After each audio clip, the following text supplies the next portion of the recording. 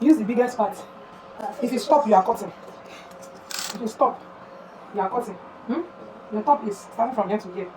Use the biggest part of your body. That's what you used to do your folding. What you are folding now. Folding your clothes into two. And this is the whole clothes, now this is the whole fabric. You are folding it into two like so. What are you using? So for you not to waste material, you have to get what, not that you just carry your clothes and just fold. You are using, that's the first major thing. Use the biggest part on your body. So if you are cutting a top, the biggest part of your body is where?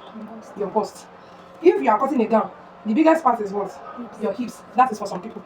Some people's bust is bigger than their hips. Do you understand? There are some people like that. So now your bust is 34. 34 divided by 4. Because your fabric, why are we dividing by 4? We have 4 parts because if you fold your dress into 2, this is one side, 1, 2, then your back, 3, and 4. You are folding, that's why we are dividing into 4. But your folding is into 2 because you are cutting front and back separate. So if you fold front into 2, you fold back into 2. Gather it together, that is 4. So your division into 2, yes. But we are dividing by 4 because you are cutting front and back separate. Your bust is 34, right? Yes. 34 divided by 4 is what? Your sharp make the answer me. You cannot dodge mathematics. You cannot dodge mathematics in fashion designing. You cannot dodge it though. You have to be active. You have to know all these things offered. You get. Right, so divide by 4 is 8.5. So we have our 8.5 here. Then you are going to add 2 inches. If you add 2 inches, it will give you what? 10.5. 2 inches. Kajiko? After you are divided by 4, you add 2 inches. Now your back measurements. So let me see. Let me this one. I can look at the likeness. So your back measurement is, you take your back measurement from here to here. From this bone here to this other bone here. So 16 divided by 2 is what? 8, right? Then you add what? Half inches. Add half inches. This is it here. Then from that part now, you go down by 1 inch for your shoulder slope. Go down by 1 inch for your shoulder slope. Then from there you take your armpit. How do you get your armpit? Your bust divide by bust divide. Angela, I'm calling you out in this video. I'm repeating this again because of you. And all this thing I'm teaching, I've told people before, but I'm repeating it again. Every point, come closer and look at it. Every point you are seeing on this table matters a lot. If you want to avoid shaping on machine, wasting thread, you go shape tire, waste all my thread. Shape tire.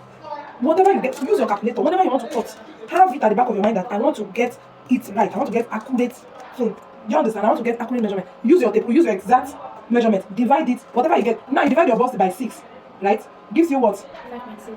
Then we are adding 1.5, right? What did he give you? 7.1. Exactly. You put. Now 7.1 says in mathematics, then any number after the point that is more than 5, what do you do? Approximate it. So when we have 7.16, approximately is what? 7.2. If we are approximating the 6 to the 1. So we have 7.2. You see? Exactly. There is your 7.2 on your table now. Because some of you you are used to just this 1, 2, 3 you are seeing on the table. All these points you are seeing at the middle, they means a lot. Do you understand? See your 7.2 here. This is your 7.2 here. Use your ruler. When you are cutting clothes, don't be in a hurry. Take your time. Carry ruler, carry your chalk, carry pencil, carry everything. Cut it out.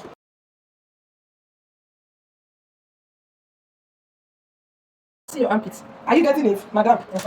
So here, you are now immediately after your armpits. That is why you take your bust measurement. Your bust divided by 4 plus 2 inches. We already got it as 10.5, right? Here is it. Here. Now from this part now, you take your half length. Even if it's a gown you are cutting, to cut your half length or your round underbust, depending on the style you are cutting, you take it. If your half length is 13, let's say your half length is 13, right? You see at this point of 13 now, mark it. Now it is here, here now is our bust 10.5. At this 13 now, your round waist, what is your waist? 28, right? Divide by 4 is 7. You add the same 2 inches. If you add 2 inches to 7, 9, right? This is 9. You see the way I mark it. Now let's assume this is our hip line. We are managing our paper now, so the whole paper, this down part is your hip. How do you get your hip line? You measure. So let's assume since the paper is not enough, so this is our hip line now. Mark here as your hip line. So you can even label this. This is your hips, your waist line, and this is our bust line. You come in here by half an inch, then this is the half an inch line here. Then here you go up by 1 inch. If you don't have a French curve that you can use, French curve ruler. If you have the ruler, you place it to get your curve accurate. See the way I place it. Make sure it's matching with this and this. Can you see? Can you see the way I'm placing it? Now we are connecting these 3 points together because it has to bring out a figure 8 shape no matter what. Your bust is out, your waist is in, your hips is out. That is the basic body measurement here. So I'm connecting this like this to here. Then connect it like this. It's because you don't use to shape out your measurement well on the table while cutting. That is why you go reach on top machine. Shape, tire. And shape, tire. I'm repeating this training again because of you. Basic body before we go to enter other things that we have to do for the year. I just want to teach you basic body shaping first. Do you understand? Before we enter other things, before you come, they look me like that they perform magic. By the time I'm teaching you other things. Say that they laugh now. Relate to your physical allowance. So the depth too, normal round neck depth is 4. So it now determine on your style, if it's V-neck style, if it's a Keno neck, if it's this any logo to go style. Looking at the style, you will now determine the depth you want your style to be.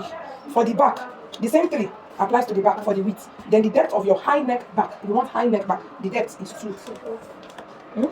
Then for front is 4. This is just the basic for. So this same 4 I mark here now, this 3, you measure the same 3 here. This same 3 here, so that your hand will be straight. Mark the same 3 here. Then you connect your line. Connect your line up here too. Now, if you cannot place you don't have a French cuff to place to get your cuff, round cuff here, you see the way you place it, just make sure you place it and connect it to be connecting here and here together. In the absence of this ruler, because neckline, normal width. What is width? That's the wideness from here to here. Here to here is called width. Why the depth is here to here. Normal neck for adults, the width is 3. While for children, the width is 2. Normal. Now it now depends on your style. If you are going to make it lesser than the 3 or more than the 3. But for normal style, like normal style, not turtle. Now if you are not doing turtle, it has to be lesser than the 3 for the width. If you are doing a Keno neck, it has to be more than the 3 for the width. Now the depth, your style will determine the depth. Do you understand? Like this style you are putting on now, and this one I'm wearing, the depth cannot be the same thing. Even the width too is not the same thing. But just average, for average size, you understand? Average size for normal style, like if you just want to cut a normal simple top or gown that is not turtle and it's not Keno neck, just normal round neck, you use 3 for the width. Now the depth, now your style will determine the depth. And your style will also determine if the width will be lesser than 3 or more than 3. Kajiko, that's just what I want you to understand. Your style determines lesser or more. Good. I always like to have a means to improvise because I don't always wait for until I have everything before I do my work. So my own means of improvising, if you don't have this ruler to get your cuff, come up by 1 inch. I told you. If it's either 1 inch or half an inch or 0.75, come up by it, put your